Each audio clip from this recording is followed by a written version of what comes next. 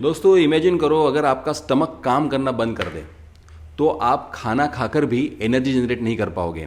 Exactly same चीज होती है बायोगैस प्लांट में। Digester is not a tank, it's a living organism, right. So अगर उसके माइक्रोब्स खुश नहीं है तो गैस कभी भी नहीं मिलेगी।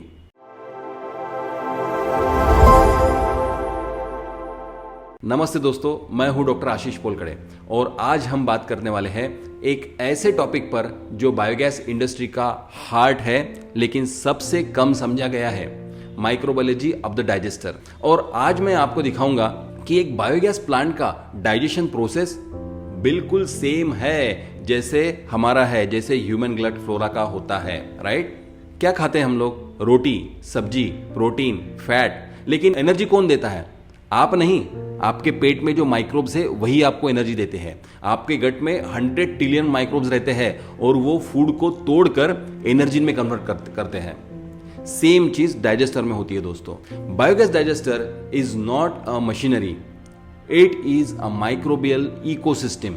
ये माइक्रोबियल इकोसिस्टम आपके दिए हुए फूड से एनर्जी बनाता है। यहाँ पे 4 प्रकार के माइक्रोब्स काम करते हैं: हाइड्रोलिटिक बैक्टीरिया, एसिडोजेनिक बैक्टीरिया और मिथेनोजेंस। और सब एक चेन में काम करते हैं जैसे एक रिले प्लेस हो। हाइड्रोलिसिस में क्या होता है? जैसे हम लोग फूड को चबाते हैं वैसे ही हाइड्रोलिटिक बैक्टीरिया कॉम्प्लेक्स वेस्ट को तोड़ते हैं। लिग्नोसोलिनिस वेस्ट अगर ब्रेक नहीं हुआ तो गैस कभी भी नहीं बनेगी। दूसरा प्रोसेस है दोस्तों एसिडोजेनेसिस। जैसे हमारे स्टमक में एसिड क्रिएट होता है, राइट, आपने जाना होगा, तो यहाँ एसिड्स बनते हैं बिल्कुल स्टमक के एसिड की तरह ही, और इसकी वजह से और उसका ब्रेकडाउन होता है। अगर ये फेज अनकंट्रोल हो गया ना तो डाइजेस्टर भी एसिडिक स्टमक के बन जाता है और प्लांट फेल हो जाता है। आपने सुना होगा कभी ऐसे। तीसरी स्टेज है दोस्तों एसिडोजेनेसिस। यहां सब कुछ कन्वर्ट होता है एसिटिक एसिड में, हाइड्रोजन में और CO2 में। ये फैक्ट है दोस्तों, 80% मीथेन एसिटिक एसिड से ही बनता है। सो मिथेनोजेनेसिस इज द 4th स्टेज। इसको कहा जाता है एनर्जी रिलीज स्टेज। ये सबसे सेंसिटिव फेज है। मिथेनोजेंस आपके डाइजेस्टर का गोल्डन बैक्टीरिया है। ये मीथेन बनाते हैं और यही आपकी इनकम है। सो बायोगैस प्लांट फेल क्यों होता है?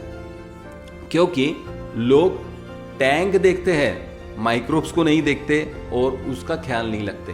लोग उसको अगर माइक्रोब स्ट्रेस में गए तो काम खत्म। लोग फीडिंग देखते हैं, डाइजेशन नहीं।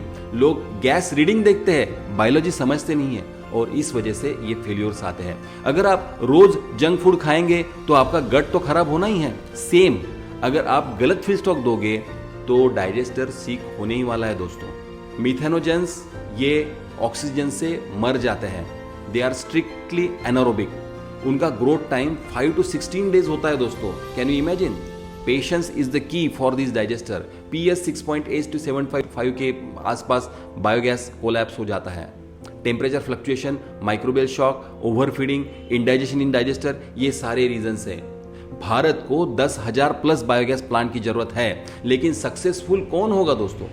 जो सिविल इंजीनियर है वो, या जो माइक्रोबायोलॉजी समझता है वो? Answer is clear. अगर आप डाइजेस्टर को एक लिविंग गट सिस्टम की तरह देख रहे हो, उसके तरह आप ट्रीट कर रहे हो, राइट फीडिंग दे रहे हो, राइट माइक्रोब्स दे रहे हो, राइट मॉनिटरिंग कर रहे हो, तो आप सिर्फ गैस नहीं, कंसिस्टेंट रेवेन्यू जनरेट कर रहे हो। अगर आप बायोगैस या CBG फील्ड में हो और आपको लगता है कि आपका प्लांट और बेटर परफॉर्म कर सकता है तो कमेंट करो दोस्तों, माइक्रोब्स। मैं आपको बताऊंगा कैसे आप अपने डाइजेस्टर की परफॉर्मेंस की इफिशिएंसी इंप्रूव कर सकते हो। हमेशा याद रखो दोस्तों, बायोगैस प्लांट मशीन नहीं है, यह एक जिंदा सिस्टम है। और अगर आप माइक्रोब्स को समझ गए तो आप एनर्जी बिजनेस में अनबीटेबल हो जाओगे।